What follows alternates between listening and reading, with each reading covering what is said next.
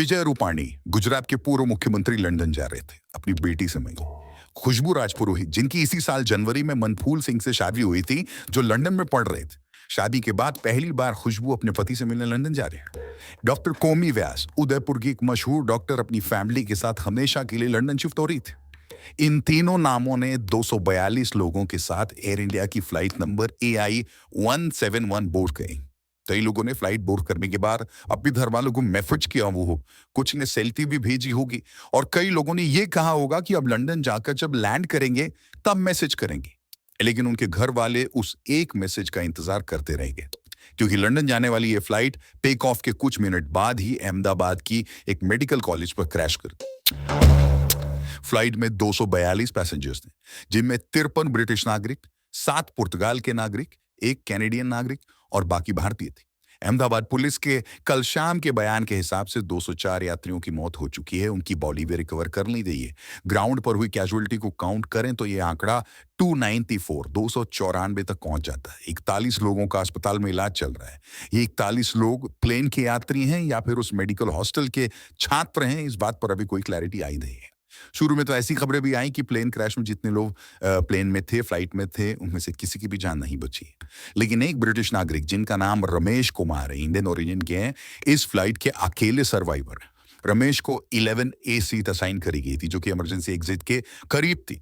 Sources के हिसाब से जब प्लेन क्रैश हुआ और धीमा होने लगा तो उन्होंने इमरजेंसी एग्जिट खोलकर जंप किया, जिसकी वजह से उनकी जान बच गई। लेकिन आखिर यह हादसा हुआ कैसे? जिम्मेदारी किसकी है? कौन लेगा? आज की वीडियो में इसी पर बात करेंगे। एयर इंडिया की फ्लाइट नंबर 171, जिसका एयरक्राफ्ट बोइंग 787, जिसको ड्रीम लाइनर भी कहा जाता है, उसने लंदन के लिए अहमदाबाद के सरदार वल्लभ भाई अंतरराष्ट्रीय हवाई अड्डे से उड़ान भरे।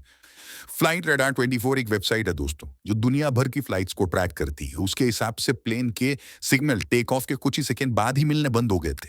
जमीन से 625 फीट की ऊंचाई तक उड़ान भरने के बाद अचानक से प्लेन नीचे आने लगा, जिसको एविएशन की भाषा में डिसेंड या सिंक होना कहते हैं। और दोपहर 1:38 पर अहमदाबाद के एक रिहायशी इलाके मेघानी नगर में एक ऐसी बिल्डिंग पर ही प्लेन क्रैश कर गया जहां पर लोकल डॉक्टर्स रहता है।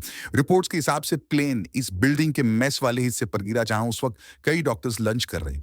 खबरों के मुताबिक फ्लाइट टेक ऑफ होने के तुरंत बाद पायलट ने एयर ट्रैफिक कंट्रोल में एक मे डे कॉल करी थी। मे डे कॉल एविएशन में एक डिस्ट्रेस सिग्नल कॉल होती है, और जब कोई हवाई जहाज ट्रैफिक कंट्रोल को मे डे कॉल करता है तो इसका मतलब होता है कि कुछ बहुत बड़ा लाइफ थ्रेटनिंग खतरा है।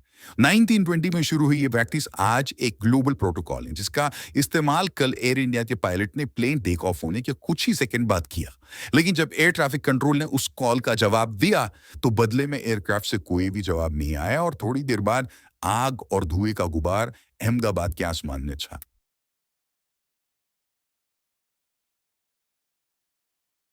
एविएशन एक्सपर्ट्स का कहना है कि फ्लाइट का डेटा रिकॉर्डर, कॉकपिट का वॉइस रिकॉर्डर और ब्लैक बॉक्स जब तक रिकवर नहीं हो जाते तब तक कुछ भी कहना जल्दबाजी होता।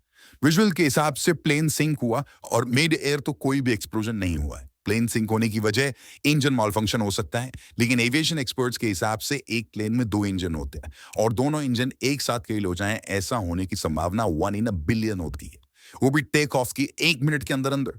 कॉकपिट से मेड ए कॉल भी करी गई है, जिसमें कैप्टन सुमित सवर्वान, जो कि इस फ्लाइट के लीड पायलट थे, उन्होंने एयर ट्रैफिक कंट्रोल को कहा mayday, no thrust, losing power, unable to lift, जिसका मतलब है कॉकपिट में बैठे पायलट्स को अंदाजा हो गया था कि प्लेन में कुछ ऐसा है जो ठीक नहीं है, जिसकी वजह से प्लेन उड़ नहीं पाना। 600 फीट तक पहुंच जाने के बावजूद लैंडिंग गियर वापस प्लेन में क्यों नहीं गए थे, इस पर भी सवाल उठ रहे हैं। एक्सपर्ट्स कह रहे हैं कि क्योंकि लैंडिंग गियर वापस नहीं गए, ये एक और संकेत है इस बात का कि इंजन फेलियर हो गया था और वापस से लैंड करने की कोशिश हुई हो।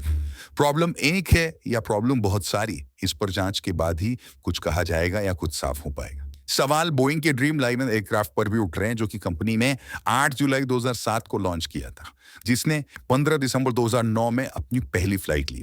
प्लेन की टिपिकल सीटिंग कैपेसिटी 242 पैसेंजर्स की होती है, यानी कल ये फ्लाइट पूरी भरी हुई थी। हालांकि मैक्सिमम कैपेसिटी 298 तक भी हो सकती है।